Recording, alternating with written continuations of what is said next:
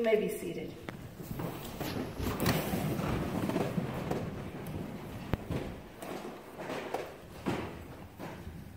In the name of the Father, the Son, and the Holy Spirit, amen. Once, when I was a few years younger than I am now, I worked on a hospital ship, one of these Mercy ships, hospital ship, called the Anastasis. One half of the year, we would be in third world countries doing surgery, and the other half of the year, we would be in first world countries raising money, because everything that we used, well, as much as possible that we used, was donated, and all the crew, all the doctors and nurses and dentists that came were volunteer. I was one of the teachers on board. We had a small crew we had a small school for the crew members, and there were about 50 children. I was one of the teachers on board.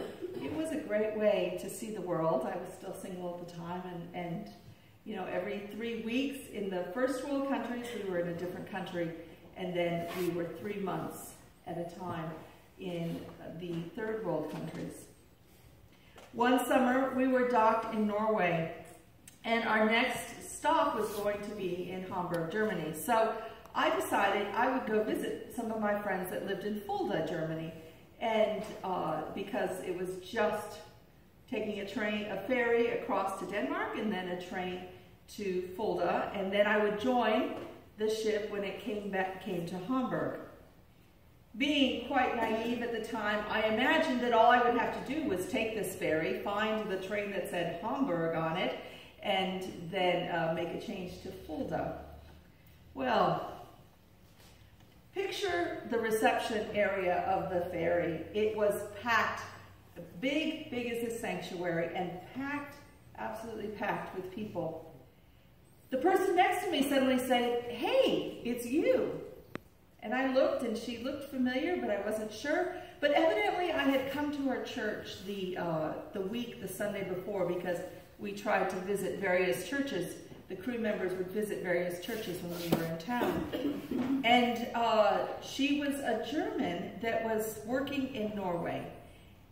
And I had actually been to her church with a German, so she had come and talked to us and everything like that.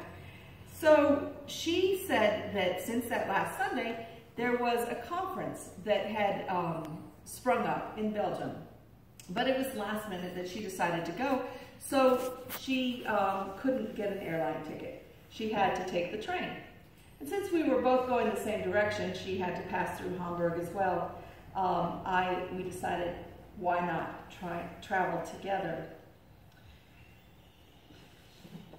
I couldn't believe how lucky I was. It was absolutely incredible.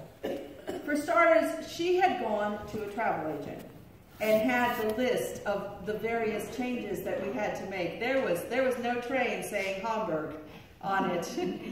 And I don't know if you've ever traveled by trains or in Europe by trains. You get off, you find your gate, you get on, and the train leaves.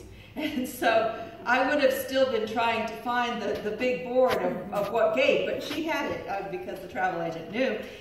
She had, okay, this train, this gate, we checked the board, we went on the train, and it pulled out.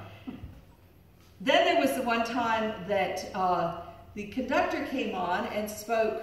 I forget whether he was speaking Scandinavian and German, but she knew because she was familiar with both languages. The conductor came on and said, half this train is going on to wherever, and the other half is going somewhere else. So we had to move halves. I would have been so totally lost without her. So I was very grateful that God had put her there. I even apologized to her. I was so sorry that there wasn't an airline plane that would take her, you know, she couldn't get a ticket that would be like a 2-hour, 3-hour flight. But I knew beyond a shadow of a doubt that she had been put on that train to help me. I was also totally amazed. God does not usually rearrange somebody's schedule just to help me.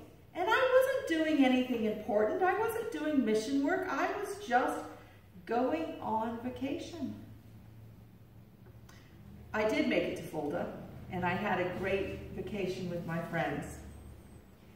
However, when I got back to the ship, I found that the principal on board had decided not to rehire me for the next year. This was a total shock to me. I guess all the hints that she was not pleased with my performance just went straight over my head, because it was a total surprise.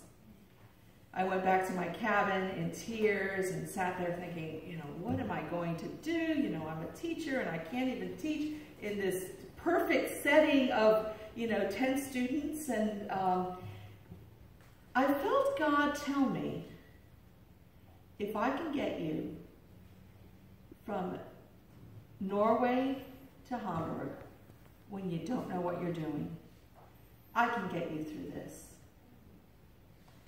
And I thought, oh, okay, it was God, and there was a point. Now I had to listen to the message that God was going to be with me. The next couple months were rather difficult as I tried to figure out what exactly my options were, what I was going to do. I decided to stay on the ship and work in the reception area for another year. I met with the ship counselor for that year and figured out sort of who I was and what I was going to be doing with the rest of my life. And actually, the whole journey might be going on right now, but the whole journey led 10 years later to me hearing a call from the priesthood.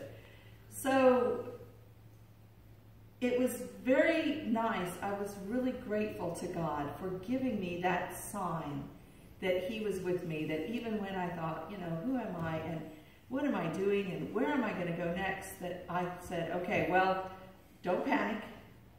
God is with you, and you will get what you need.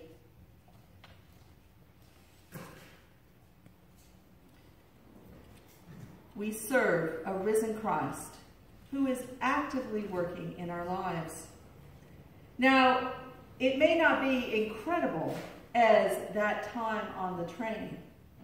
I think God does reserve the incredible times for times when he knows we really truly need it. But that doesn't mean he is absent. Even this past Holy Week, on Good Friday, our church does like a Stations of the Cross in the park. And we set up the stations. It's a small park, one of the block parks. And we set up the stations with the vase of flowers. And we walk back and forth to each station, praying, singing, and then walking to the next one.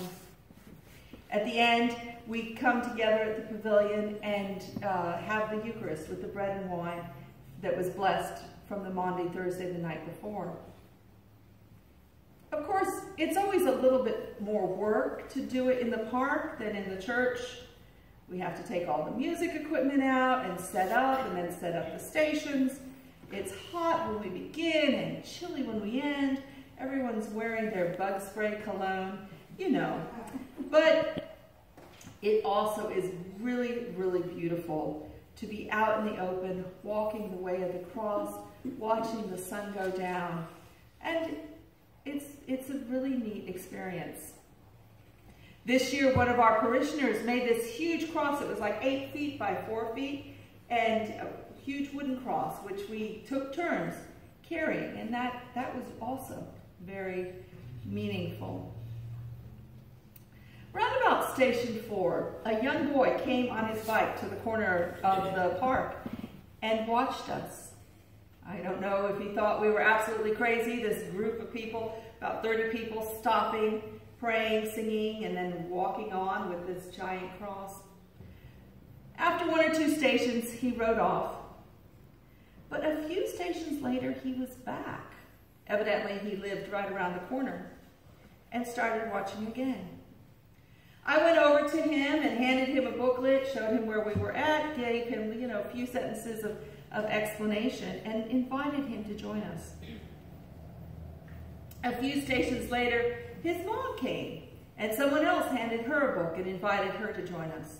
So they did. They walked the rest of the stations. They stayed for the Eucharist. And then he asked if he could carry the cross. So we went up to the person that was holding on to the cross, and together, because it was quite heavy, together they walked it around the park. As we were cleaning up, he told me that he did go to church and pointed in the direction of, I still don't know which one it was. But as he was passing by, he saw that we were doing something about God, and he wanted to join it. And I thought, wow. I mean, Stations of the Cross are beautiful anyway, but to see them through the eyes of this little boy who saw that we were doing something about God and wanted to join, were not our hearts burning within us?